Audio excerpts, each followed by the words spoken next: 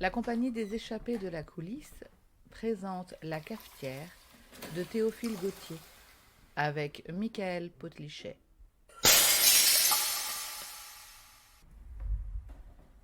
Il y a de cela 1 an, je fus invité à passer quelques jours dans cette terre avec quelques amis. En raison du fort mauvais temps, nous arrivâmes que fort tard chez notre hôte et si harassés par notre voyage que, le souper passé, nous nous fîmes conduire rapidement dans nos chambres. La mienne était vaste. Je sentis, en y entrant, comme un frisson de fièvre, car il me sembla que j'entrais dans un nouveau monde. Rien n'était dérangé. La toilette couverte de boîtes à peignes paraissait avoir servi la veille. 2 ou 3 robes de couleurs changeantes, un éventail semé de paillettes d'argent jonchait le parquet bien ciré et, à mon grand étonnement, une tabatière d'écaille ouverte sur la cheminée était pleine de tabac encore frais. Des peintures sinistres représentaient au mur les aïeux de la maison. Je me déshabillai promptement, je me couchai, et pour finir, je fermai bientôt les yeux en me tournant du côté de la muraille. Mais il me fut impossible de rester dans cette position. Le lit s'agitait sous moi comme une vague, mes paupières se retiraient violemment en arrière. Force me fut de me retourner et de voir. Une lueur blafarde illumina la chambre, et je vis clairement les tableaux vivants. Les prunelles des êtres encadrés remuaient, scintillaient d'une façon singulière. Leurs lèvres s'ouvraient et se fermaient comme des lèvres de gens qui parlent, mais je n'entendais rien que le tic-tac de la pendule. Une terreur insurmontable s'empara de moi, mes cheveux se hérissèrent sur mon front, mes dents s'entrechoquèrent à se briser, une sueur froide inonda tout mon corps. La pendule sonna 11 heures.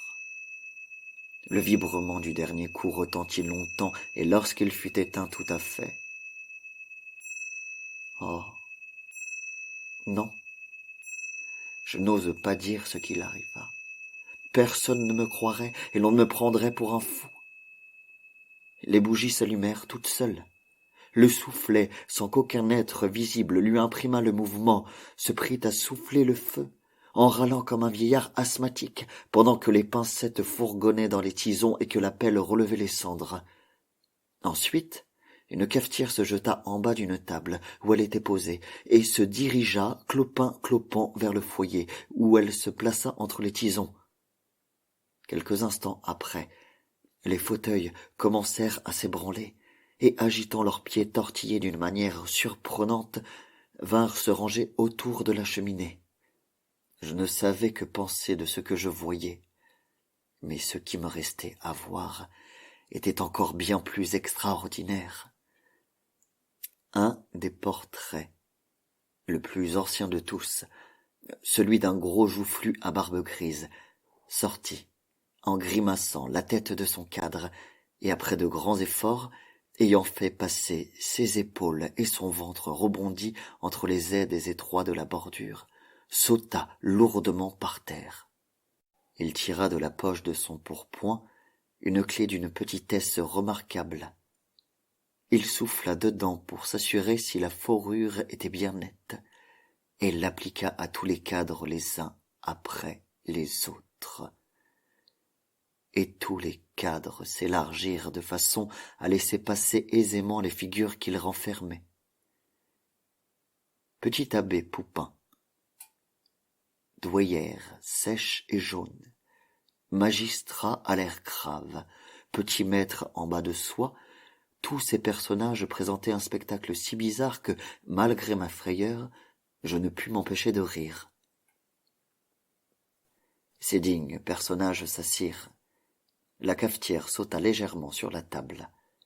Ils prirent le café dans des tasses du Japon qui accoururent spontanément du dessus d'un secrétaire, chacune d'elles munie d'un morceau de sucre et d'une petite cuillère d'argent. Quand le café fut pris, tasse, cafetière et cuillère disparurent à la fois, et la conversation commença, certes la plus curieuse que j'aie jamais ouïe, car aucun de ces étranges causeurs ne regardait l'autre en parlant. Ils avaient tous les yeux fixés sur la pendule. Je ne pouvais moi-même en détourner mes regards et m'empêcher de suivre l'aiguille, qui marchait vers minuit à pas imperceptibles. Enfin, minuit sonna. Une voix dont le timbre était exactement celui de la pendule se fit entendre et dit « Voici l'heure, il faut danser. » Toute l'assemblée se leva. Les fauteuils se reculèrent de leur propre mouvement. Alors, chaque cavalier prit la main d'une dame et la même voix dit « Allons, messieurs de l'orchestre, commencez !» On dansa d'abord le menuet. Puis chaque couple de danseurs, au bout de quelques minutes, se mit à pirouetter, sauter, cabrioler, faisait des rondes jambes, des jetés battus et des entrechats de 3 pieds de haut. La pendule sonna 1 heure. Ils s'arrêtèrent. Je vis quelque chose qui m'était échappé. Une femme qui ne dansait pas. Elle était assise dans une bergère au coin de la cheminée et ne paraissait pas le moins du monde prendre part à ce qui se passait autour d'elle. Jamais, même en rêve, rien d'aussi parfait ne s'était présenté à mes yeux. Une peau d'une blancheur éblouissante, des cheveux d'un blond cendré, de longs cils et des prunelles bleues, si claires et si transparentes, que je voyais son âme à travers aussi distinctement qu'un caillou au fond d'un ruisseau. Et je sentis que, si jamais il m'arrivait d'aimer quelqu'un, ce serait elle. Je me précipitai hors du lit, d'où jusque-là je n'avais pu bouger, et je me dirigeai vers elle, conduit par quelque chose qui agissait en moi sans que je pusse m'en rendre compte. Et je me trouvai à ses genoux, une de ses mains dans les miennes, causant avec elle comme si je l'eusse connue depuis 20 ans. Mais, par un prodige bien étrange, tout en lui parlant, je marquai d'une oscillation de tête la musique qui n'avait pas cessé de jouer. Et, quoique je fusse au comble du bonheur d'entretenir une si belle personne, les pieds me brûlaient de danser avec elle. Et nous commençâmes à valser. Le sein de la jeune fille touchait ma poitrine, sa joue veloutée effleurait la mienne, et son haleine suave flottait sur ma bouche. Jamais de la vie, je n'avais éprouvé une pareille émotion. Mes nerfs tressaillaient, comme des ressorts d'acier. Mon sang coulait dans mes artères en torrent de lave, et j'entendais battre mon cœur comme une montre accrochée à mes oreilles. Je n'avais plus aucune idée de l'heure ni du lieu. Le monde réel n'existait plus pour moi, et tous les liens qui m'y attachent étaient rompus. L'alouette chanta alors, une lueur pâle se joua sur les rideaux. Aussitôt qu'Angela l'aperçut, elle se détacha de moi précipitamment, me fit un geste d'adieu et, après quelques pas, poussa un cri et tomba de sa hauteur. Saisi d'effroi, je m'élançai pour la relever. Mon sang se fige rien que d'y penser. Je ne trouvais rien que la cafetière brisée en 1000 morceaux. À cette vue, persuadé que j'avais été le jouet de quelques illusions diaboliques, une telle frayeur s'empara de moi que je m'évanouis.